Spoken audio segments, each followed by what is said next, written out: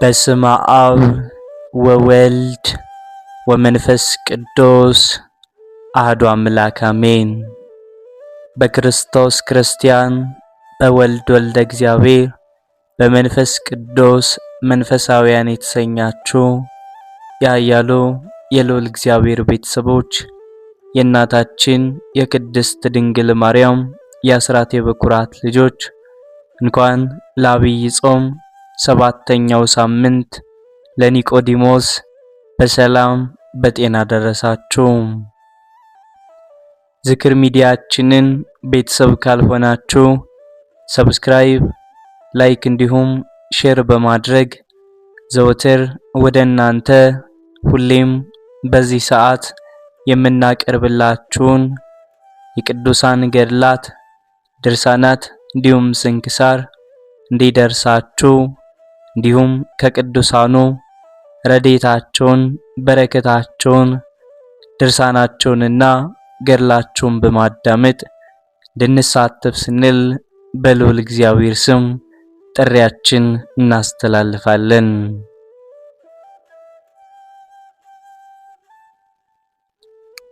የሌሊቱ እንግዳ የኒቆዲሞስ ጉዞ።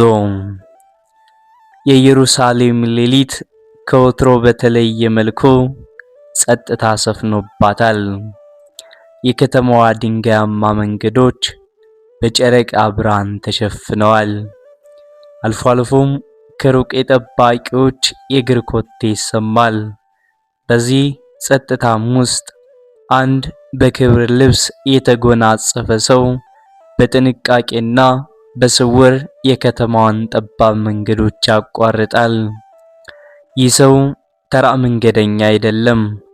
እርሱ የፈሪሳውያን ወገን የአይሁድ አለቃና በመላው እስራኤል ዘንድ የተከበረው የእስራኤል መምህር ምሁረ ኦሪቱ ታላቁ ኒቆዲሞስ ነው።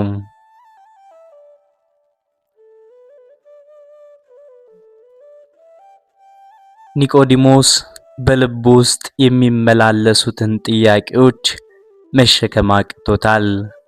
በቀን በሸንጎው መካከል ላይ ተቀምጦ ስለ ሕግና ስለ ሥርዓት ሲያስተምር ቢውልም በውስጡ ግን ሰላም አልነበረውም። ያ በገሊላ መንገዶች ላይ የሚመላለሰው የታመሙትን የሚፈውስና ሙታንን የሚያስነሳው ወጣት መምህር የናዝሬቱ ኢየሱስ ንግግሩና ሥራው የኒቆዲሞስን መንፈስ እረፍት ነስቶታል።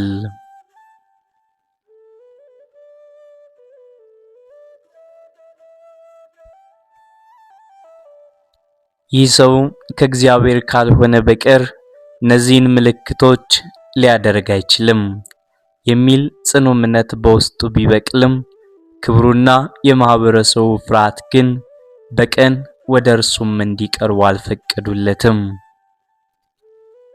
አሁን ግን ጨለማውን ተገን አድርጎ የሃይማኖት ድርቅ የበላውን ልቡን ይዞ ወደ ሕያው ውሃ ምንጭ እየተጓዘ ነው። ኒቆዲሞስ ሊጠይቀው ያስበው ስለ ሃይማኖት ሕግጋት ብቻም አልነበረም፣ ይልቁንም ስለ ነፍሱ ጥማት እንጂ። ዓለም ተኝታ ሳለ ይህ ታዋቂ መምህር ከእውነተኛው መምህር ጋር ፊት ለፊት ለመገናኘትና የሕይወትን ምስጢር ለመረዳት ወደ አንድ አነስተኛ ቤት ደጃፍ ደርሷል። ይህም ትረካ በአንድ በኩል የአይሁድ መሪ፣ በሌላ በኩል ደግሞ የዓለም ብርሃን በሆነው በኢየሱስ ክርስቶስ መካከል የተደረገውን የሰው ልጅ ታሪክና መንፈሳዊ እይታ ለዘላለም የለወጠውን ያንን ድንቅ ሌሊት ውይይት ይተርክልናል። አብራችሁን ቆዩ።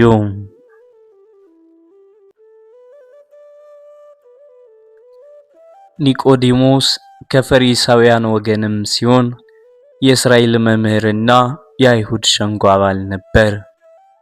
የስሙ ትርጓሜም የሕዝብ ገዥ እንደማለት ሲሆን በትውፊት እንደሚታወቀው ኒቆዲሞስ በአይሁድ ላይ አለቃ ከመሆኑ በተጨማሪ እጅግ ባለጸጋም ነበር።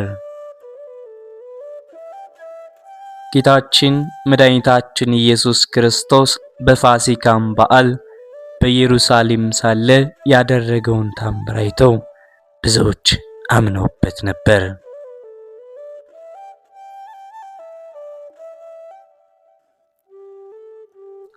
ኒቆዲሞስ ከነዚህ ምልክት አይተው ካመኑ አማኞች ውስጥ አንዱ ነው። ኒቆዲሞስ በሌሊት ወደ ኢየሱስም ሄዶ መምህር ሆይ እግዚአብሔር ከነርሱ ጋር ከሆነ በቀር አንተ የምታደርጋቸውን እነዚህ ምልክቶች ሊያደርግ የሚችል የለምና መምህር ሆነ ከእግዚአብሔር ዘንድ እንደመጣ እናውቃለን እንዳለውም ተጽፏል።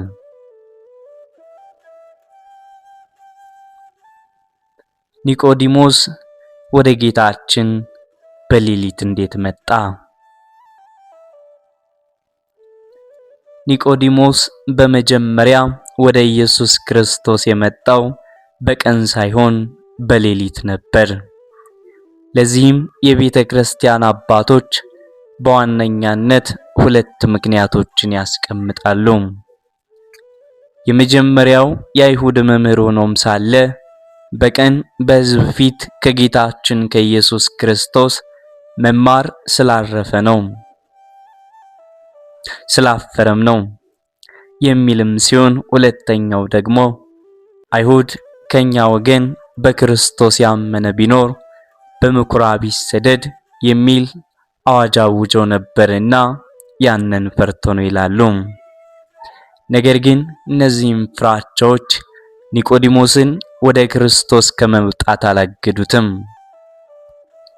ኒቆዲሞስ በርቀት በአደባባይ ድንቅ ታምራትን ሲያደርግ ያየውን ኢየሱስ ክርስቶስን ቀርቦም በመጠየቅ መማር ፈልጓል። ጌታችን መድኃኒታችን ኢየሱስ ክርስቶስም ካደረጋቸው ድንቅ ታምራት የተረዳው ነገር ቢኖርም ቀርቦም ደግሞ ከነርሱም ከራሱ ስለማንነቱ መስማት ፈልጓል።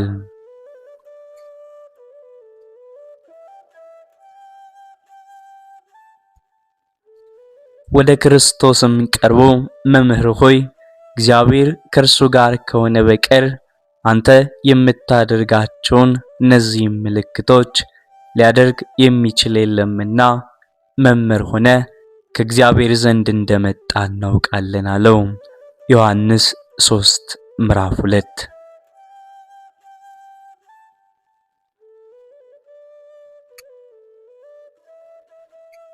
ኒቆዲሞስ መጀመሪያ ወደ ክርስቶስ ሲመጣ ልክ እንደ ሳጥናኤል ደናትናኤል መምህር ሆይ አንተ የእግዚአብሔር ልጅ ነህ ዮሐንስ 1 ከቁጥር 50 ብሎ አምላክነቱን አምኖና መስክሮም አልነበረም። በኒቆዲሞስ እይታ ጌታችን መድኃኒታችን ኢየሱስ ክርስቶስ ከእግዚአብሔርም ተልኮ የመጣ መምህር መሰለው እንጂ አምላክነቱን አልተረዳም ነበር። የክርስቶስ አምላክነትና የዓለም መድኃኒትነት ገናም አልተገለጠለትም።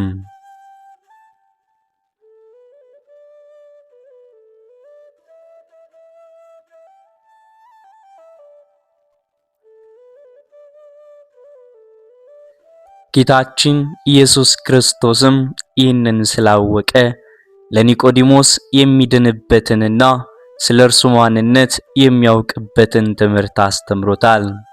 ዮሐንስ 3 ከቁጥር 13።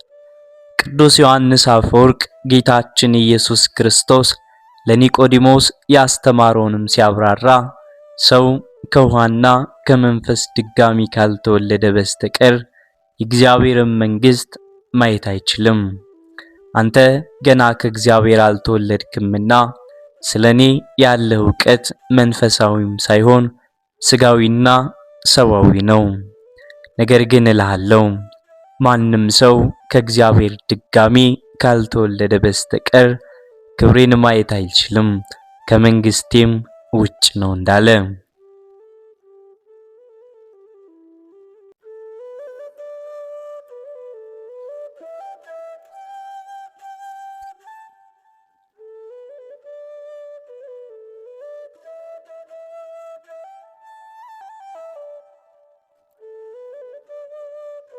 ኒቆዲሞስ ፈሪሳዊ ነው። ፈሪሳውያን ደግሞ የአብርሃም ልጆች በመሆናቸው እጅግ የሚመኩና ዳግም ስለመወለድ ቢነግራቸው ፈጽሞ የማይቀበሉ ነበሩ። ኒቆዲሞስ ግን ምንም እንኳን ከፈሪሳውያን ወገን ቢሆንም ክርስቶስ ዳግም መወለድ እንዳለበት ሲነግረውና የአይሁድ መምህር ሆኖም ሳለ ክርስቶስ እየነገረው ያለውን ነገር ባለመረዳቱ ምክንያት አንተ የእስራኤል መምህራቸው ነህ፣ ነገር ግን ይህን እንዴት አታውቅም ብሎም ሲገስጸው በእምነት ተቀብሎ ተጨማሪ ወደ ጥያቄ መሄድ አለፈ እንጂ።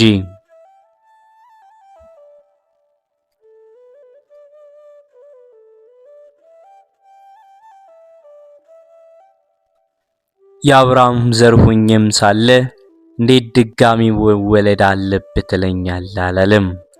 ከዚህም በተጨማሪም የአይሁድ መምህር ሆኖ በቀን በሰዎች ፊት ሊያደርገው ባይደፍርም የራሱን ኩራት ወይንም ትዕቢት አሸንፎት ከጌታችን ኢየሱስ ክርስቶስ ጠይቆ ከመማር ወደ ኋላም አላለም።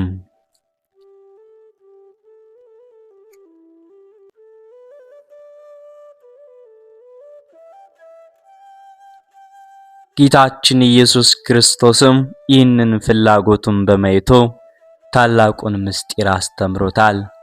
ለተቀበሉት ሁሉ ነገር ግን በስሙ ለሚያምኑት የእግዚአብሔር ልጆች እንዲሆኑ ስልጣንን ሰጣቸው እንዳለ ዮሐንስ 1 ከቁጥር 12 ተብሎ እንደተጻፈ። ይህ ልጅነት እንዴት እንደሚሰጥ በግልጥ የተነገረው ለኒቆዲሞስ ነው። ይህንን ታላቅ ምስጢር የገለጸለትም ስለ ትሕትናውና ራሱን ዝቅ ማድረጉ ነው። ሰው በማንነቱ ባለው ነገር ለራሱ ከፍተኛ ግምት ሲኖረው በትዕቢት ኃጢአት ይወድቃል። ሰው በሀብቱ፣ በስልጣኑ፣ በዘሩም፣ በዘመዶቹም፣ በእውቀቱም፣ በመልኩ ወዘተ ምክንያት የትዕቢት ስሜት ሊያድርበት ይችላል። ክርስቲያን የሆነ ሰው ግን እነዚህን ሁሉ ኃላፊና ጠፊ መሆናቸውን አውቆ ትምክህቱን ሊያድኑት ከማይችሉም ምድራዊ ነገሮች ላይ አንስቶ በእግዚአብሔር ላይ ማድረግ አለበት። መዝሙር 145 ከቁጥር 3። ከነዚህም በተጨማሪ ትዕቢት በትሩፋት ሕይወት ላይ ያሉት ሳይቀር ሊያጠምድም ይችላል። የሚጾመው ከማይጾመው፣ የሚጸልየው ከማይጸልየው፣ የሚያስቀድሰው ከማያስቀድሰው፣ የሚመጸውተው ከማይመጸውተው፣ ትሑቱ ከትዕቢተኛው፣ መነኩሴው ከሕጋዊው፣ ገዳማዊው ከዓለማዊው፣ ክርስቲያኑም ከአሕዛቡም ወዘተ እሻላለሁ በሚል የትዕቢት ስሜት እንዳይወድቅ መጠንቀቅ አለበት።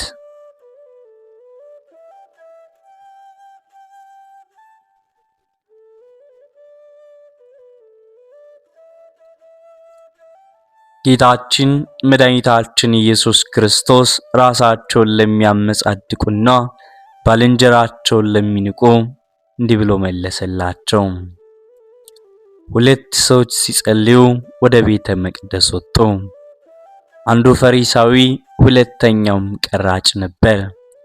ፈሪሳዊውም ቆመና እንዲህ ብሎ ጸለየ። አቤቱ እንደ ሌሎች ሰዎች እንደ ቀማኞችና እንደ አመፀኞች እንደ አመንዝሮችም ወይንም እንደነዚህ ቀራጭ አላደረከኝ፣ አመሰግናለሁ። እኔ በየሳምንቱ 2 ቀን ጾማለሁ፣ ከማገኘውም ሁሉ ከ10 አንድ እሰጣለሁ። ቀራጩ ግን ራቅ ብሎም ቆመ። ዓይኖቹንም ወደ ላይ ወደ ሰማይ ሊያነሳ አልወደደም። ደረቱን እየመታ አቤቱ እኔን ኃጢአተኛውን ይቅር በለኝ አለ። እላችኋለሁ ከዚያኛው ይልቅ ይህም ጻድቅ ሆኖ ወደ ቤቱ ተመለሰ። ራሱን ከፍ ከፍ የሚያደርግ ሁሉ ይዋረዳልና ራሱንም የሚያዋርድ ሁሉ ይከብራልና። ስለዚህ በትዕቢት ወደ ኃጢአት የማይቀየረው ምንም ትሩፋት እንደሌለ ማስተዋልና እርምጃችንን ሁሉ በጥንቃቄ ማድረግ ያስፈልጋል።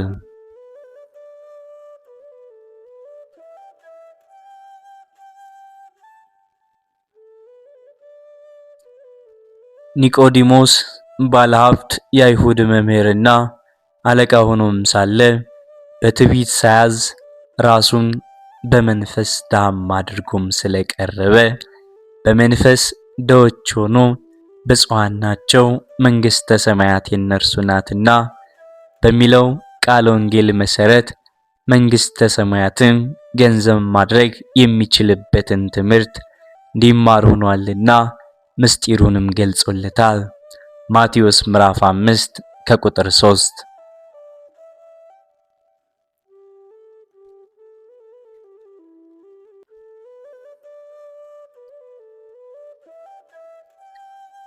ዳግም መወለድ ማለት ስጋዊ ምድራዊና ጊዜያዊ የሆነውን የድሮ ማንነታችን ትተን መንፈሳዊ ሰማያዊና ዘላለማዊ የሆነውን አዲስ ማንነት ገንዘብ ማድረግ መቻል ነው። ይህ አዲስ ማንነት ከውሃና ከመንፈስ ቅዱስ ከመወለድ የሚገኝ ነው። ያጣነውንና የተወሰደብንን ጸጋም እርሱም የእግዚአብሔር ልጅነት የምናገኘውን በጥምቀት ነው።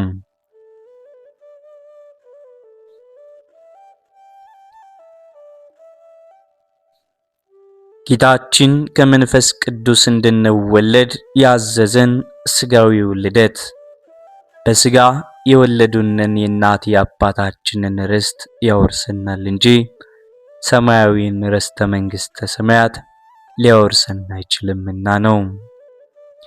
ሰማያዊን ርስት ልንወርስ የምንችለው መንፈሳዊ ልደት ስንወለድ ነው።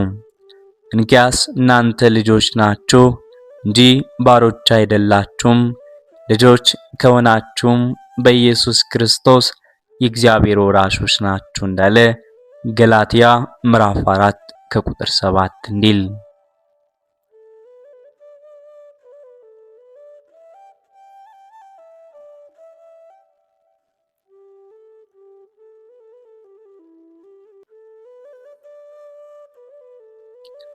መንፈሳዊውን ልደት የምንወለድ ደግሞ ከመንፈስ ቅዱስ ስለሆነ ዳግመኛ ከውሃና ከመንፈስ ቅዱስ ያልተወለደ የእግዚአብሔርን መንግሥት ሊያይ አይችልም በማለት አስተማረው። ጥምቀት ዳግመኛ ተወልደን ክርስቶስን የምንመስልበት ምስጢር ነው። እኔ ክርስቶስን እንደምመስል እናንተም እኔን ምሰሉ ብሎ አንደኛ ቆሮንቶስ ምዕራፍ 11 ከቁጥር 1 እንዳለ ሐዋርያው ቅዱስ ጳውሎስ። ጌታችን መድኃኒታችን ኢየሱስ ክርስቶስም ይህንን ለኒቆዲሞስ ሲያብራራ ከስጋ የተወለደ ስጋ ነውና ከመንፈስም የተወለደ መንፈስ ነውና ብሎታል። ዮሐንስ 3 ከቁጥር 6።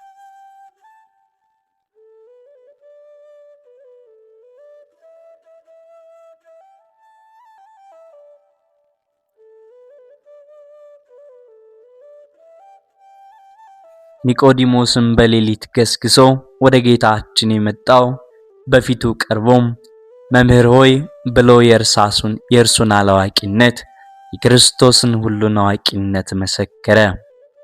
ጌታችንም አመጣጡ ከልብ መሆኑን አውቆ ምስጢረ ጥምቀትን ዳግም ልደትን ገለጸለት።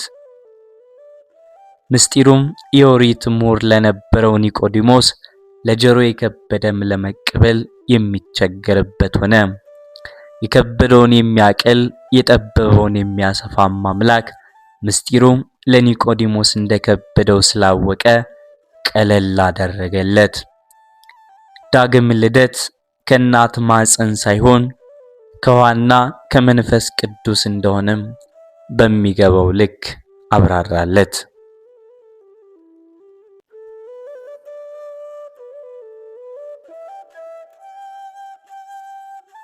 ኒቆዲሞስም ጌታችን መድኃኒታችን ኢየሱስ ክርስቶስ ያስተማረውን ትምህርት ተቀብሎ በሃይማኖት ጸንቶ በምግባር ታንጾ ተከትሎታልና ጌታችን በመስቀል ላይ ነፍሱን በገዛም ፈቃዱ አሳልፎ ከሰጠም በኋላ የጌታችን የኢየሱስ ክርስቶስ ሥጋ በአዲስ መቃብር ከቀበሩት ሁለት ሰዎች ውስጥ አንዱም ኒቆዲሞስ ነው።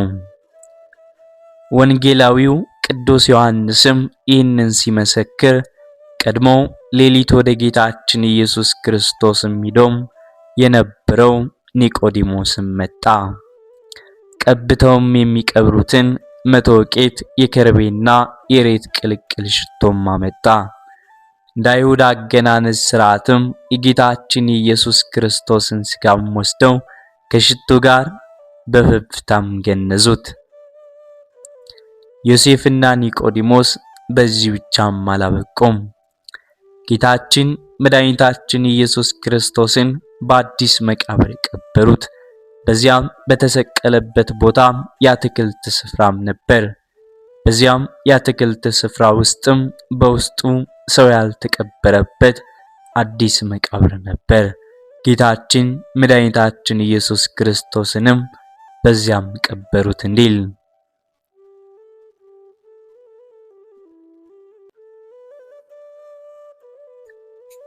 ከዚህ ከታላቁ መምህር ከምሁረ ኦሪቱ ከኒቆዲሞስ ምን እንማራለን? ምንስ እንማር?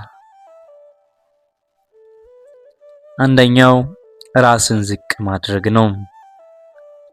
ብዙዎቻችን ባለን የኑሮ የእውቀትና የስልጣን ደረጃ ራሳችንን ከፍ ከፍ አድርገን የመማር አቅም ያጣን፣ ቁጭ ብሎም መማር ለደረጃችን የማይመጥን የሚመስለን ስንቶቻችን ነን? ኒቆዲሞስ ፈሪሳዊ የአይሁድ አለቃ መምህረ እስራኤል ምሁረ ኦሪት ቢሆንም ሕዝብን ከመምራትና ከማስተማር ይልቅ ራሱን ዝቅ አድርጎ ከጌታ እግር ስር ቁጭ ብሎም መማርን መረጠ።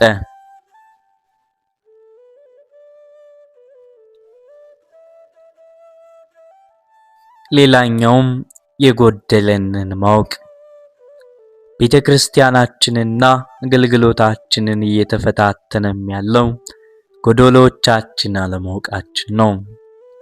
ኒቆዲሞስ ያለውን ሳይሆን ያጣውን፣ ያለውን ሳይሆን ያጣውን፣ የሞላለትን ሳይሆን የጎደለውን ፍለጋ ወደ ክርስቶስ መጣ። ዕውቀት ብቻውን ምሎ አያደርግም። አለቅነትም ቢሆን ገደብ አለው። ኒቆዲሞስ ምሁረ ኦሪት እንጂም የአዲስ ኪዳን መምህር አይደለም። መምህረ እስራኤል ዘሥጋ እንጂ መምህረ እስራኤል ዘነፍስ አይደለም። የሕይወቱን ክፍተት ሊሞላ የሚችል አንድ ብቸኛው ኢየሱስ ክርስቶስ ብቻ ነውና ኒቆዲሞስ ጎድሎቱን አምኖ ጎደሎውን ሊሞላ ወደ ክርስቶስ መጣ። የሚጎድለኝ ምንድነው ብሎ በትህትና ጠየቀ።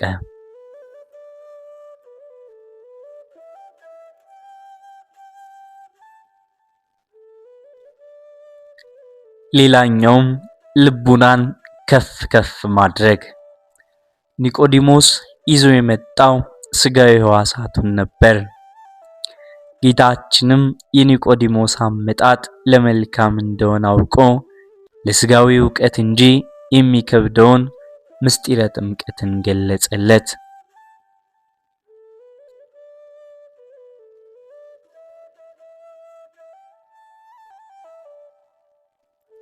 እውነት እውነት እልሃለሁ ዳግመኛም ያልተወለደ ሰው የእግዚአብሔርን መንግሥት ሊያይ አይችልም አለው። ነገር ግን ኒቆዲሞስ አልገባውም። እንዲህም ብሎ ጠየቀው፣ ሰው ከሸመገለ በኋላ ዳግመኛ መወለድ እንደምን ይችላል? ዳግመኛም ይወለድ ዘንድ ወደ እናቱ ማኅፀን ተመልሶ መግባት ይችላልን? አለ። ጌታችን መድኃኒታችን ኢየሱስ ክርስቶስም መልሶ እንዲህ አለው፣ እውነት እውነት እልሃለሁ ዳግመኛ ከውሃና ከመንፈስ ቅዱስ ያልተወለደ ሰው ወደ እግዚአብሔር መንግሥት ሊገባ አይችልም። ከሥጋ የተወለደ ሥጋ ነውና ከመንፈስም የተወለደ መንፈስ ነውና ስለዚህ ዳግመኛ ልትወለዱ ይገባችኋል በማለት አስረዳው። ኒቆዲሞስ መጀመሪያም ምስጢሩን መረዳት አልተቻላቸውም ነበር። ነገር ግን ጌታችን ኢየሱስ ክርስቶስ ምስጢሩን የከበደውን አቅልሎ ፍንትው አድርጎም ሲያብራራለት ልቦናው ምስጢሩን ለመቀበል ተዘጋጀ። ምስጢራትን ለመቀበል ልቦናው ከፍ ከፍ አደረገ። እኛም ሰማያዊውን ምስጢር ለመቀበል እንዲገለጽልንም ከኒቆዲሞስ ዘንድ እንደርሱ መማር ይገባናል። ሌላኛውም በሌሊት ለአገልግሎት መትጋት። እንደ ሌሊት ለመንፈሳዊ ሕሊና ለተመስጦ የሚመች ጊዜ የለም። ቀን ለስጋው ሲራወጥ የነበረ አካልና መንፈስ ሌሊቱን ለነፍስ በመገዛት ስጋውን ማድከም አለበት። ለዚህም ነው ቅድስት ቤተ ክርስቲያን ቀኑን በቅዳሴ ሌሊቱን ደግሞ በማህሌት በሰዓታት በኪዳን እግዚአብሔርን ስታመሰግን የምታድረው። ጌታችን መድኃኒታችን ኢየሱስ ክርስቶስም ሐዋርያቱን ወደ ፈተናም እንዳትገቡ ትጉና ጸልዩ ማለቱን ማስተዋል ይገባል።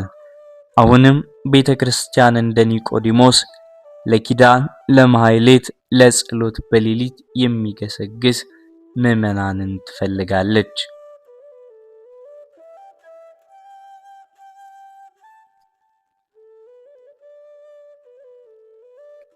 ሌላኛውም እስከ መጨረሻው ድረስ ታምኖ መጽናት።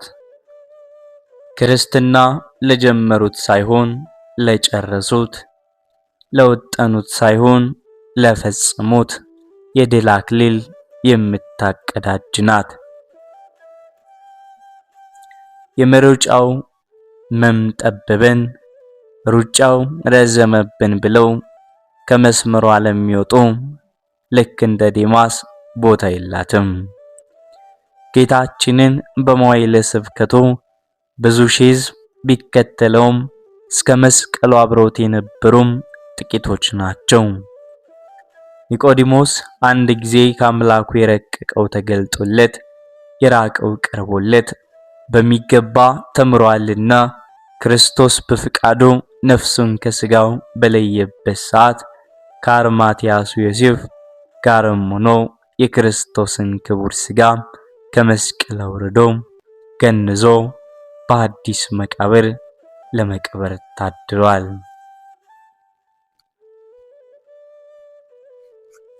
በዚህም የመከራ ሰዓት ከዮሐንስና ከእናቱ ከቅድስት ድንግል ማርያም ውጭ ማንም በስፍራው አልነበረም። በመጨረሻው ሰዓት ከመስቀሉ ስር የተገኙት የቁርጥ ቀን ልጆች ዮሴፍና ኒቆዲሞስ ናቸው። ይህም ኒቆዲሞስ ፈተናውን ሁሉ ተቋቁሞ እስከ መጨረሻው ለመጽናቱ ምስክር ነው። በክርስትና ሕይወታችን በምቹ ጊዜ የምናገለግል፣ ፈተናም ሲመጣ ግን አገልግሎታችን ጥለን የምንሸሽ፣ ሰበብ አስባብ ፈልገን የምናፈገፍግ መሆን አይገባም። እስከ መጨረሻው የሚታገስ ግን እርሱ ይድናል እንደተባለ እስከ መጨረሻው በእምነት በሃይማኖት በምግባር መጽናት ይገባናል።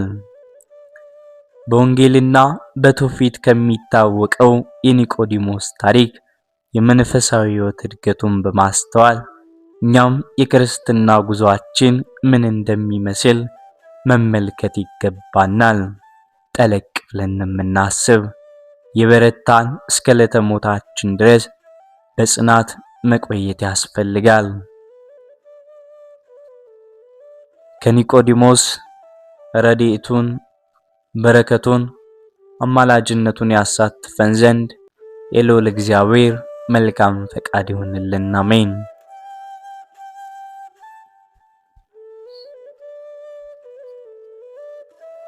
መጋቢት 20 በዚህች ቀን በእስክንድርያ ከተሾሙ አባቶች ሊቃነ ጳጳሳት 57ኛ የሆነ የከበረ አባት የእስክንድርያው ሊቀ ጳጳሳት አባ ሚካኤል አረፈ።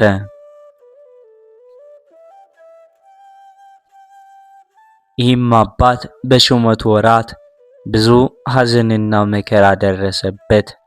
ጎህ በሚባል ሀገር የተሾመ የዚህን የኃላፊውን ዓለም ክብር የሚወድ አንድ ክፉ ኤጲስቆጶስ ነበረ።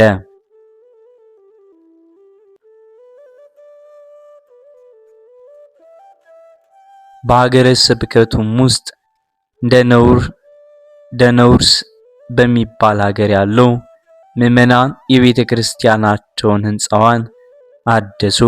ሊያከብሯትም በፈለጉም ጊዜ የሀገር ታላላቆች ከእርሳቸው ሊባረኩም ወደው ሊቀ ጳጳሳቱና በሀገሩ ዙሪያ ያሉትን ኤጲስቆጶሳት ልኮ እንዲያስመጣቸው ይህን ክፉ ኤጲስቆጶስ ለመኑት።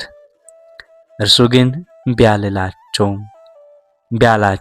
ልመናቸውን መቀበልም አልወደደም።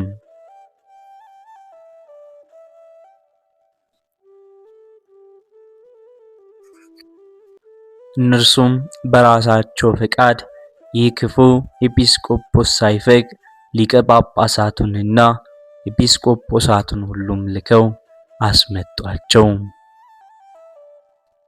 ሊቀ ጳጳሳት አባ ሚካኤልና ኤጲስቆጶሳት ሁሉ በመጡ ጊዜ ምሳ አዘጋጅላቸዋለሁ ብሎ በቤተ ክርስቲያን ውስጥ ትቷቸውም ሄደ። ማርታ ብዙ በማዘጋጀት ብዙ ትደክሚያለሽ፣ ነገር ግን ጥቂቱ ይበቃል ያለውን የጌታችንን ቃል አላሰበም። የቁርባን ጊዜም ሊያልፍ ስለሆነ ሊቃውንቱና ኤጲስቆጶሳቱ የቅዳሴውን ሥርዓት ይጀመር ዘንድ ሊቀ ጳጳሱን ለመኑት። ግድ ባሉትም ጊዜ በሊቀ ጵጵስና ማዕረግና ክብር ተሰይሞ ተነሳ። እርሱ ለሁሉ አባት የሆነ ስልጣኑም ከስልጣናቸው በላይ ነውና ቅዳሴውንም ሥርዓቱን ጀመረ።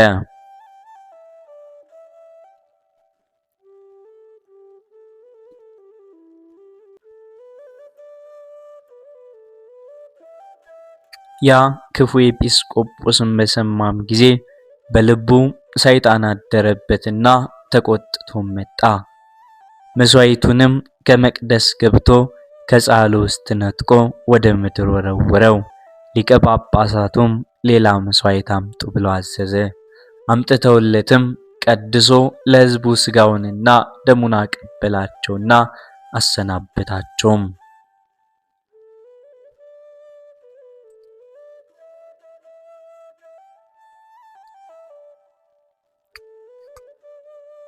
በማግስቱም ይህ አባት አባ ሚካኤል ሕዝቡን ሰበሰበ።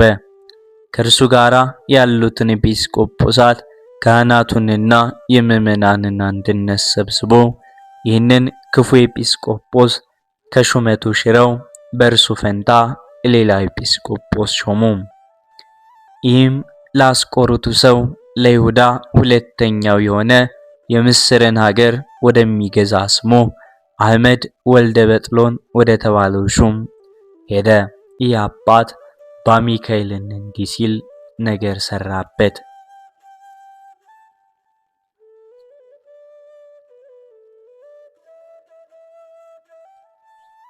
በሊቀ ጳጳሳቱ ዘንድ ብዙ የወርቅና የብር ገንዘብ እንዳለ እንዲሁም አብያተ ክርስቲያናት የወርቅና የብር ንዋያተ ቅድሳትን የተመሉ እንደሆኑ መኮንን ሆይ እወቃለሁ። መኮንኑም ይህን አባት ወደ እርሱም አስቀርቦ ንዋያተ ቅድሳቱን እንዲሰጡም ፈለገ። እርሱም ሥጋዬን እንደፈለግክ አድርግ፣ ነፍሴ ግን በእግዚአብሔር እጅ ናትና ብሎም ከለከለው።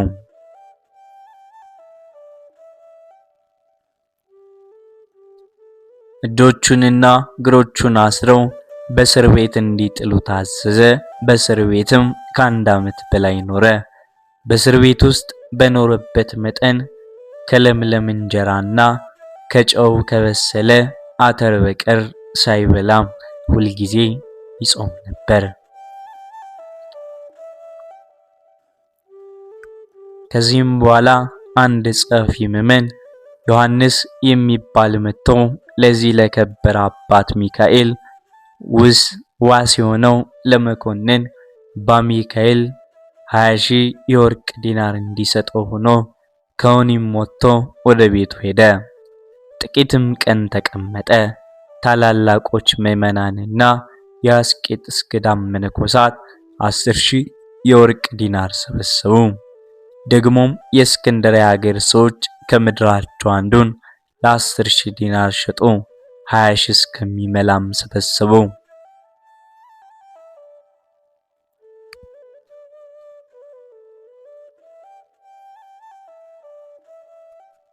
ሊቀ ጳጳሳቱም ለመኮንኑ ይህንን 20,000 የወርቅ ዲናር ሰጠው። መኮንኑም 10,000 የወርቅ ዲናር እንደ ግብር ሆኖ በየዓመቱም እንዲከፈል ጽፎም አስፈረመው።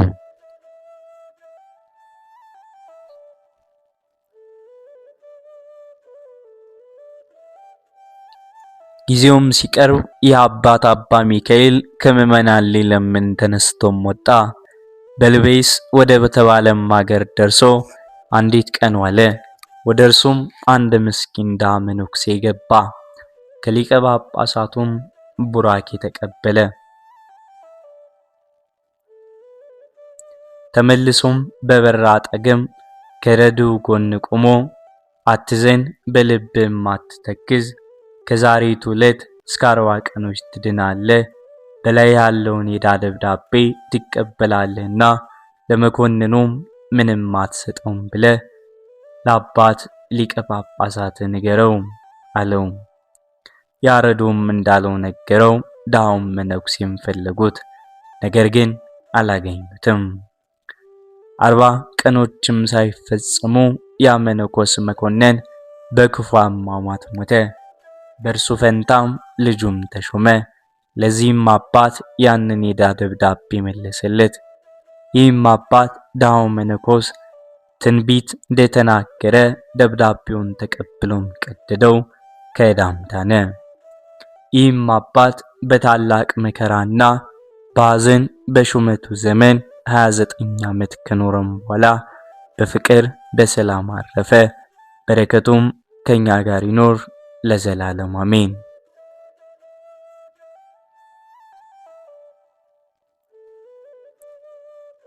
በዚህችም ዕለት የተመሰገነችና የከበረች ተጋዳይም የሆነች አስጠራኒቃ ስለ ክርስቶስ ምስክር ሆና ሞተች። የዚህች ቅድስት አባቷ ጣዖት አምላኪ ነው። እርሷ ግን በክብረ ባለቤት በክርስቶስ የምታምን ናት። ሥጋዋም እስቲከስና እስቲደርስ መልካም እስቲለወጥ ድረስ በስውር ትጾማለች ትጸልያለችም። 15 ዓመት በሆናትም ጊዜ እናትና አባቷ ምን ያከሳሻል አሏት። እርሷም እኔስ ኃጢአቴን ይቅር ይለኝ ዘንድ የክብር ባለቤት ወደሆነ ወደ ጌታ ኢየሱስ ክርስቶስ ጸልያለሁ አለቻቸው።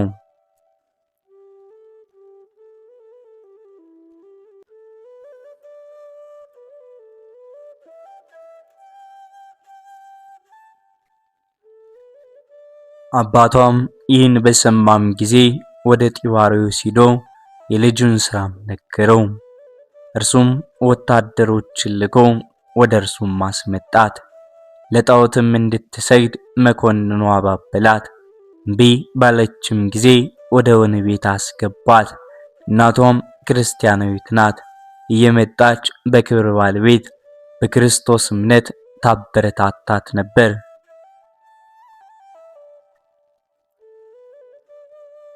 ከዚህም በኋላ የብረት የሆነው የሰሌዳ ክርታስ ይሰሩላት ዘንድ በእሳትም አግለው ክንዶቿ ከወገቧ ጋር አንድ እስኪሆኑ እንዲያጣብቋት አዘዘ።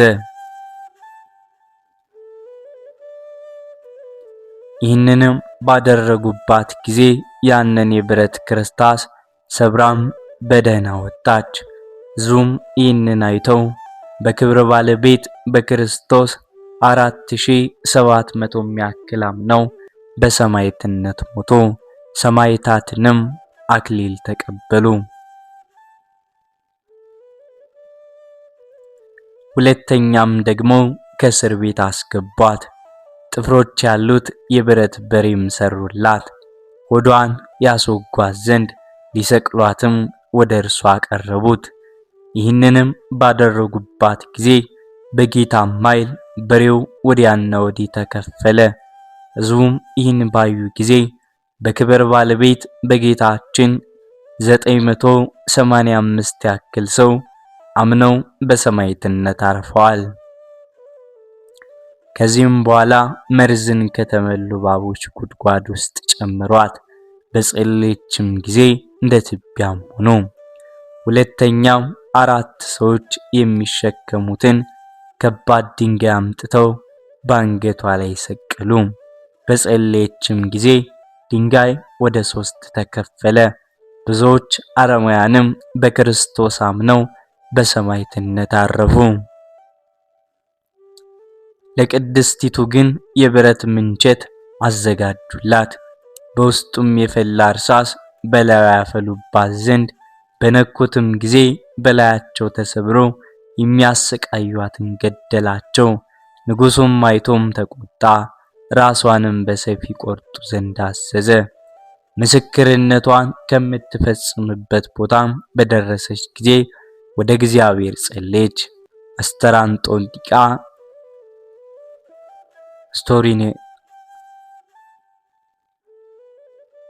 አስጠራኖጢቃ ሆይ አንቺ ብፅዕት ነሽ፣ ስምሽ በሕይወት መጽሐፍ ተጽፏልና የሚል ቃል በመጣላትም ጊዜ ከዚያም በኋላ በሰይፍ ተቆረጠች። በጸሎታ የሚገኝ በረከቷ ከኛ ጋር ለዘላለም ይኖር አሜን።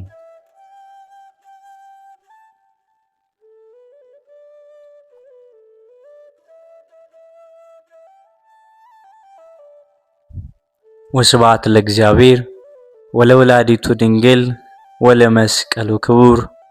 በዚህ ቆየን አሜን። አባታችን ሆይ በሰማያት የምትኖር ስምህ ይቀደስ፣ መንግሥትህ ትምጣ፣ ፈቃድህ በሰማይ እንደሆነች እንዲሁም በምድር ትሁን። የዕለት እንጀራችንን ስጠን ዛሬ፣ በደላችንን ይቅር በለን እኛም የበደሉንን ይቅር እንደምንል፣ አቤቱ ወደ ፈተና አታግባን